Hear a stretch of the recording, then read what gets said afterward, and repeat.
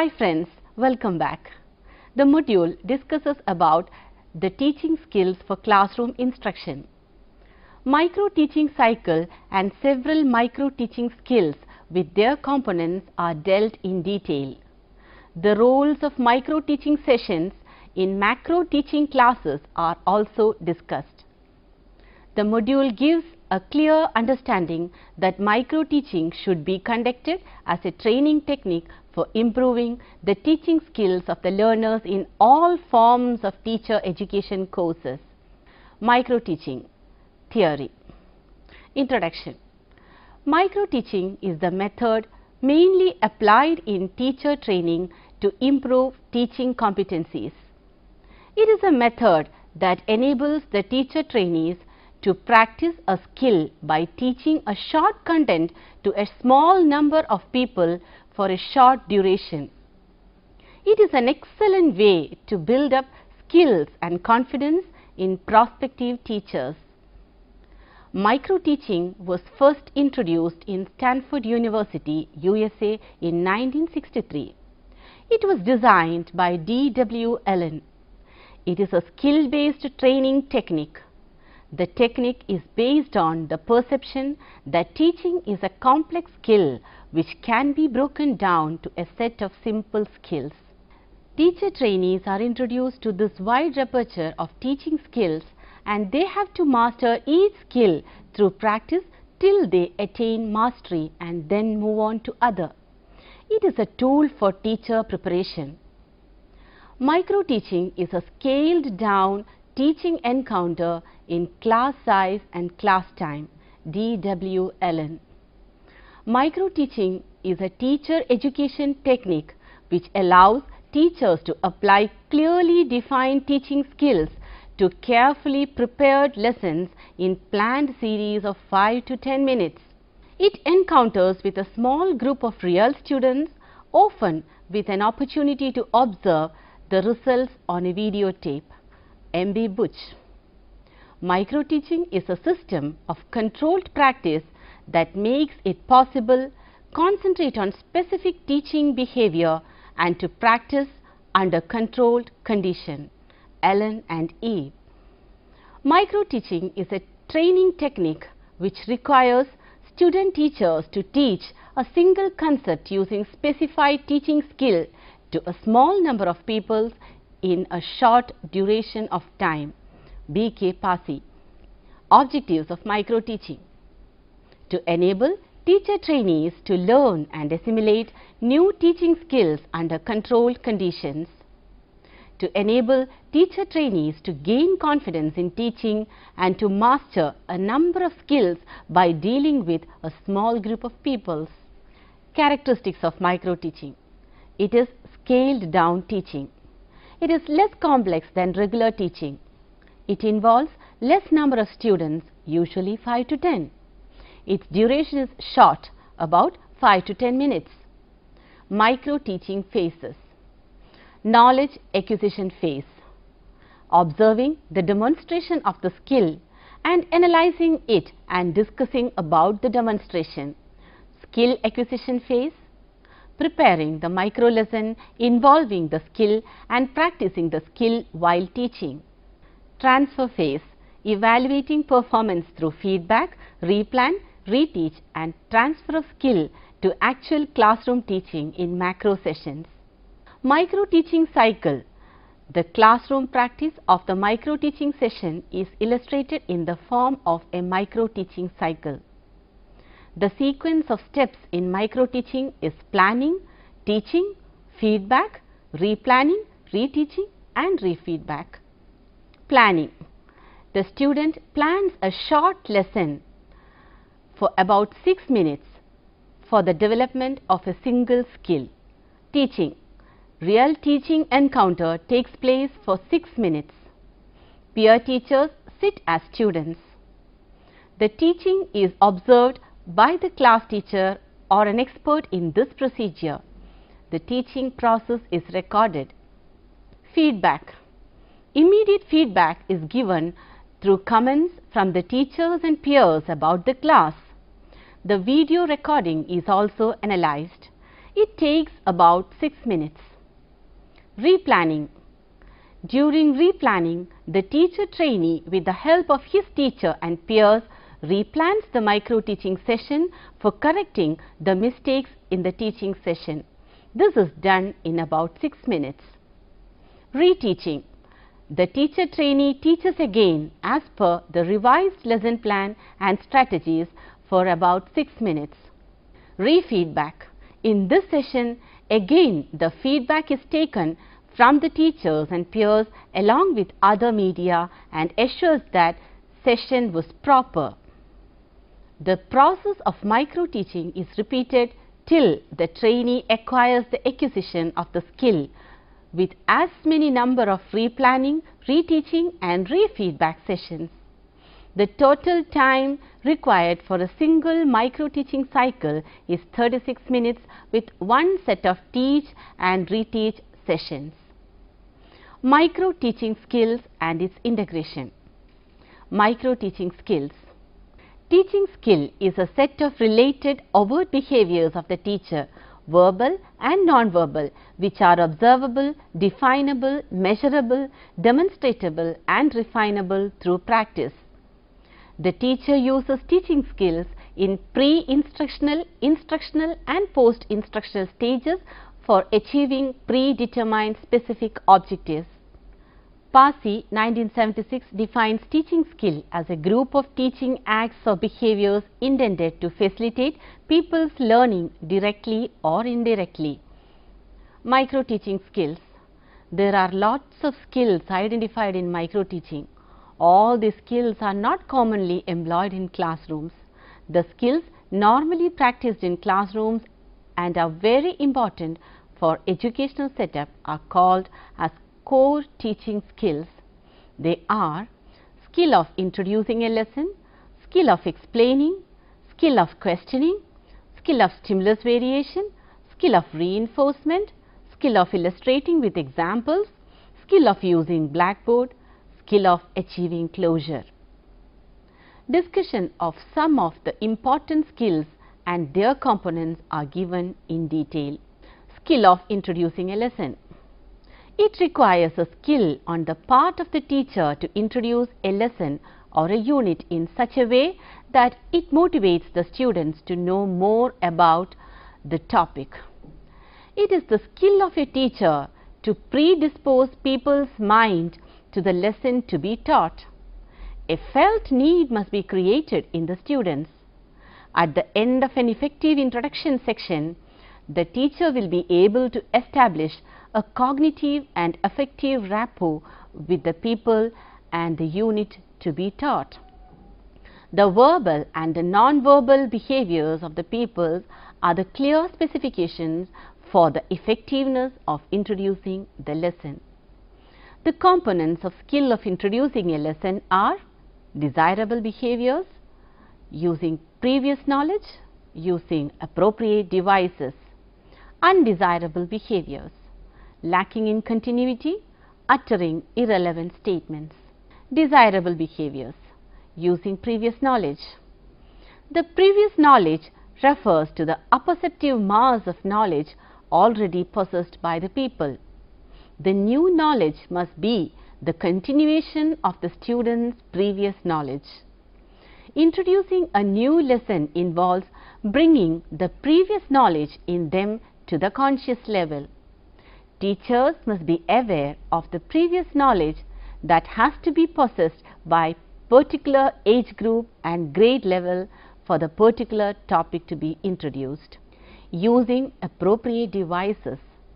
Using audio aids, video aids, audiovisual aids, analogy, questioning, storytelling, lecturing, narrating, illustrating, role-playing, dramatization, experimentation, demonstration, etc. are some of the devices that can be used for introducing a lesson.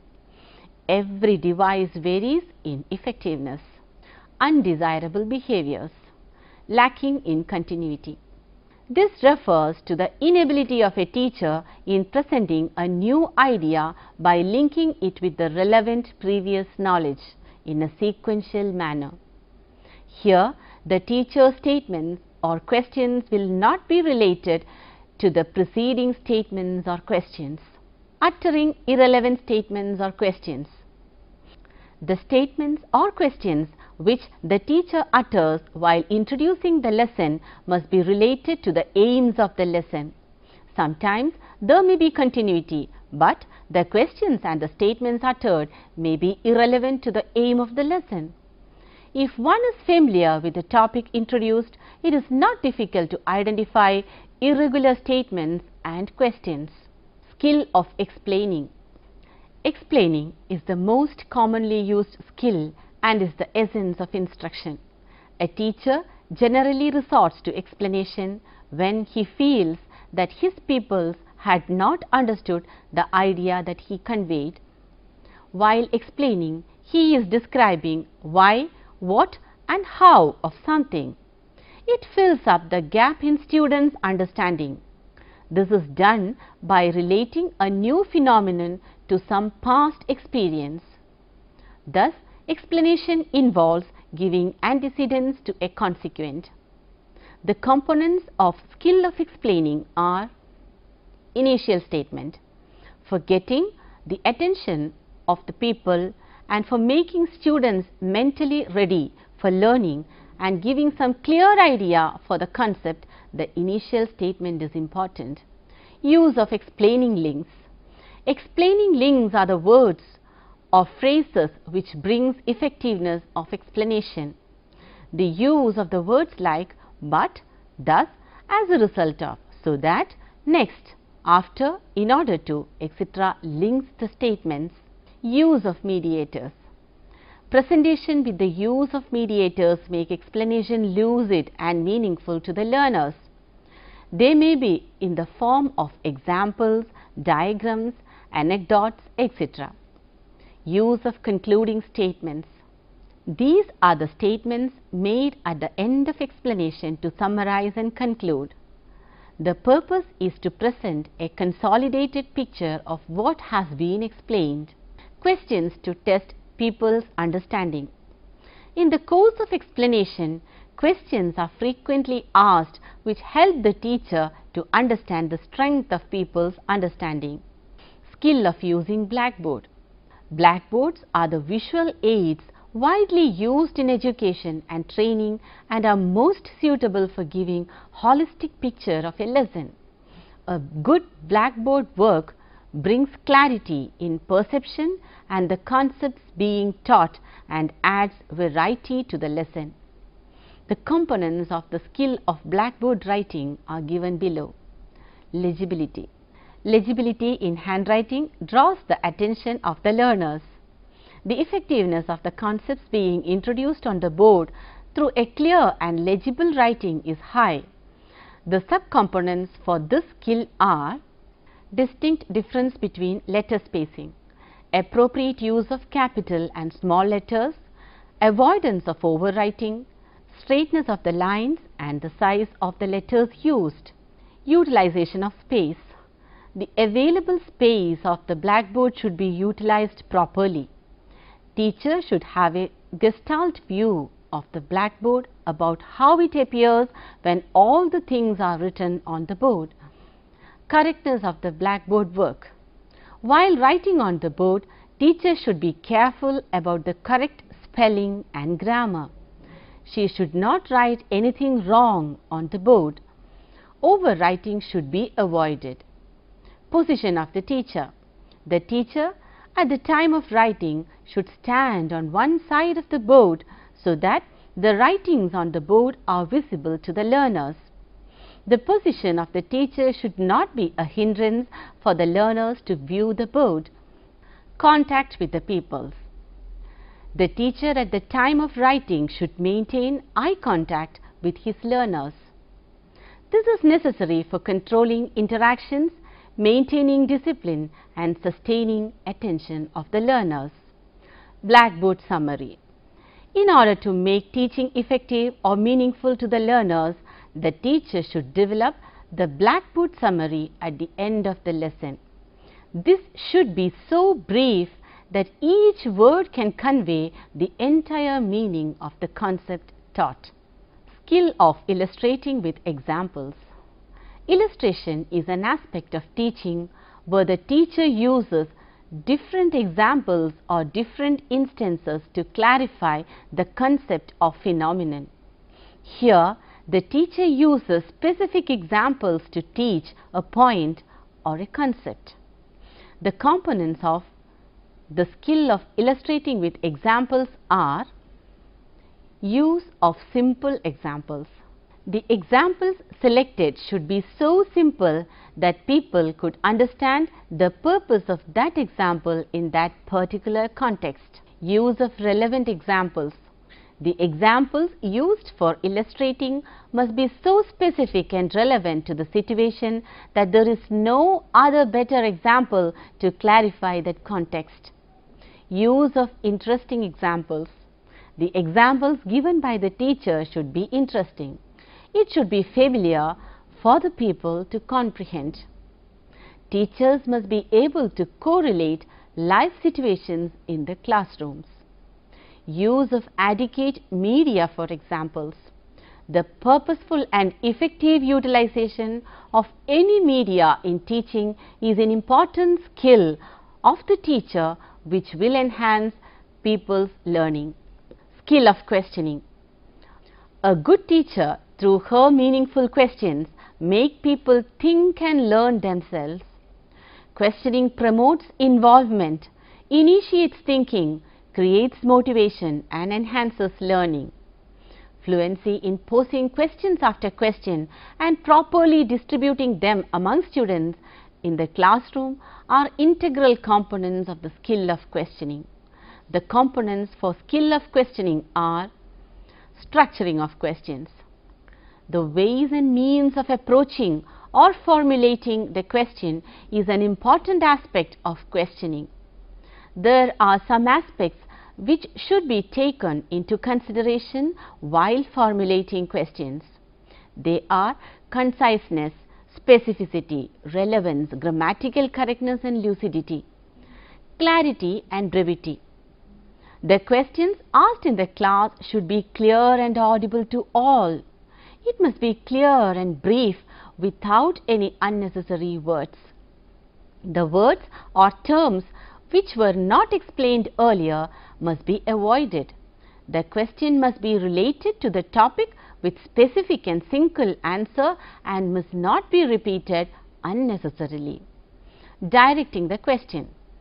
Directing the questions in a class is important. At the beginning, the questions has to be put before the whole class. After giving enough time to comprehend it and think about the answer, call one by name and ask for answer. Through redirecting technique, student participation can be increased by posing same question to several people to gain response. Distributing the question. The questions are to be evenly distributed to the whole class. The distribution should be random, that everyone should expect the questions while the class is in progress. Ask divergent questions. The questions chosen by the teacher should be divergent in nature, which could explore the knowledge of the people in a particular area. Focusing. The question should focus on the relevant subject matter or the major content. Refocusing technique. The teacher relates the correct answer of a student with the topic already covered in the class, even if it is from a different subject. Prompting technique. Here, the teacher helps the people to answer a question himself. He does not give answer or make other people answer the questions, but provides clues or hints and leading questions. He will not discourage the people for his wrong response, but by means of systematic and step-by-step questioning, he will help the people to arrive at the correct response. Seeking further information technique. If the initial response of a student is not satisfactory, the teacher can ask the people to clarify or explain his response. The initial response can be modified to the expected level by asking additional questions. The teacher can ask for the rationale of his answer, which help to remove any misconceptions about the topic. increasing critical awareness technique. The teacher asks the how and why of a completely correct or expected response. He asks the people to justify his response. As far as possible, the teacher must avoid yes or no type questions, as it encourages guesswork and do not promote deep thinking. Echo questions and rhetorical questions too should be avoided. The question asked must not be repeated unnecessarily. Unless necessary, student responses should not be repeated. Skill of reinforcement. The skill of reinforcement involves the use of positive reinforcers more and more and decreasing the use of negative reinforcers so that people participate to the maximum. Positive verbal.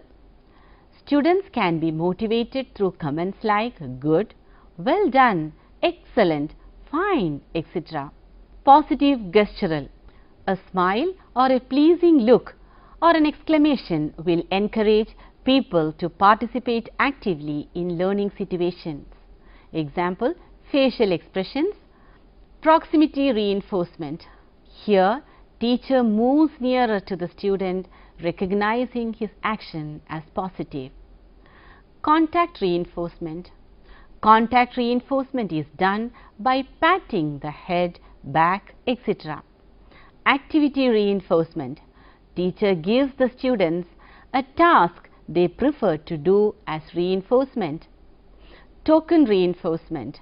The teacher awards marks, merit cards by writing comments like good, excellent, etc. Negative verbal reinforcement. Words like wrong, incorrect, no and sarcastic remarks can be considered as negative reinforcement. Negative gestural reinforcement.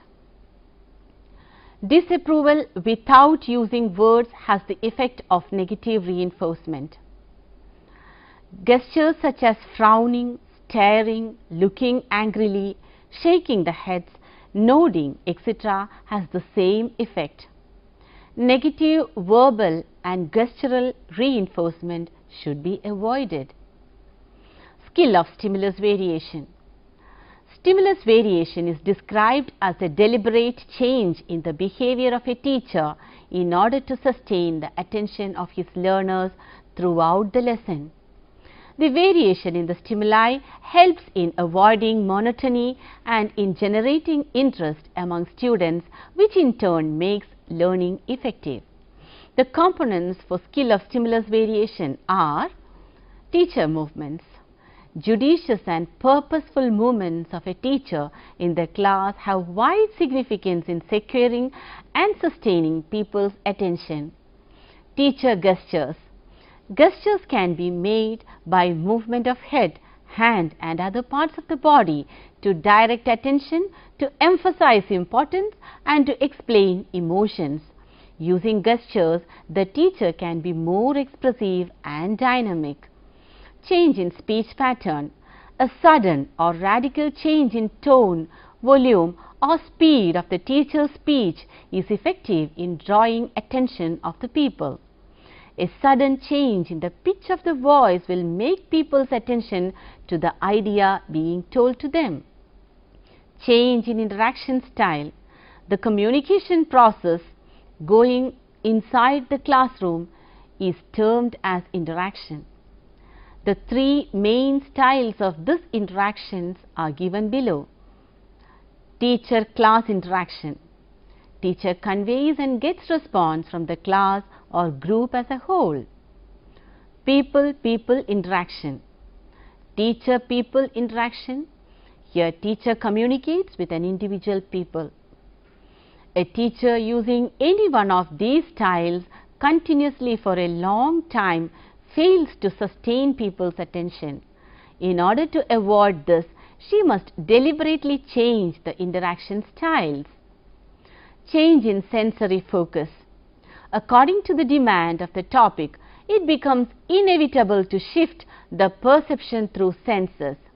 The different shifts can be from verbal to visual, from oral to oral visual, from visual to oral visual. Pausing. Pausing is a meaningful stop. It is a deliberate silence for approximately 3 seconds during a talk. It is regarded as quite effective in securing and sustaining people's attention. Skill of achieving closure. Achieving closure is similar to the stage known as recapitulation in Herbartian steps. It is a stage where new knowledge is associated with the old knowledge and the new knowledge acquired is applied in various situations. At this stage, teacher gets the opportunity to evaluate the extent of realization of the objectives and learning experience provided by her. For students, they will not be able to structure a meaningful cognitive whole of their learning without closure.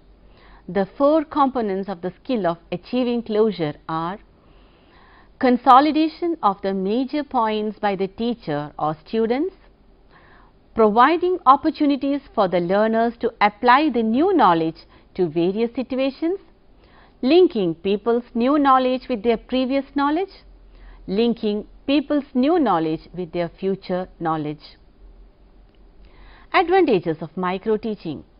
Teacher trainees trained through microteaching are found to perform better than the ones trained by traditional methods. It helps to accomplish specific teacher competencies. The teaching practice gain a higher degree of organization because factors such as time, number of students, etc. could be controlled. Microteaching minimizes the complexity of normal classroom teaching. It helps to gain deeper knowledge due to feedback and replan, reteach cycles. It is more effective in modifying teacher behavior. It helps in developing important teaching skills. It provides many opportunities to trainees to build up desired patterns of behavior in a non-threatening setup. Limitations. It is skill-oriented. Content is not given emphasis. It neglects integration of skills. Microteaching tends to reduce the creativity of teachers. It covers only a few specific skills. Requires competent and suitably trained teacher educators for its successful implementation. Too much fragmentation of skills is not considered convenient or practical for training. Its application to new teaching practices is limited. The list of skills is not exhaustive and does not apply to all subjects. Linked lesson. The effectiveness of microteaching is diminished if it is made as an isolated event. Having armed the teacher trainees with a battery of teaching sub-skills, the next stage is the integration of those sub-skills into major skill. A deliberate program for integration of sub-skills is called link practice or link lessons. Here, 2 or more skills are integrated and content is chosen so that a link lesson is prepared and it is practiced for about 15 to 20 minutes. The integration of teaching skills is characterized by the appropriateness of the use of skills integrated, adaptability to other situations, proper sequencing of the skills, optimum proportion of each skill in teaching, and coordination of different elements involved in teaching. To conclude, let me quote Laurent A. Dallas. Good teaching rests neither in accumulating a shelf full of knowledge nor in developing a repertoire of skills. In the end, good teaching lies in a willingness to attend and care for what happens in our students, ourselves, and the space between us. Good teaching is a certain kind of stance. I think it is a stance of receptivity, of attunement, of listening. Before we attend the next unit, please try to answer the following questions. What is microteaching? Describe the characteristics of microteaching. What are the limitations of microteaching? What are the three important phases in micro-teaching? Good teaching rests neither in accumulating a shelf full of knowledge nor in developing a repertoire of skills. What else do we need as a teacher? Explain. For further reference, Essential of Educational Technology, Teaching Learning Innovations in Education by J.C. Agarwal, published by Vikas Publishing House Private Limited, New Delhi. Principles, Methods and Techniques of Teaching by J.C. Agarwal, Vikas Publishing House Private Limited, New Delhi. Micro-teaching, a description by D.W. Allen, School of Education, Stafford University. Towards a Theory of Instruction, J.S. Brunner, Harvard University Press, Cambridge. Hope you find this session informative. Thank you. Bye.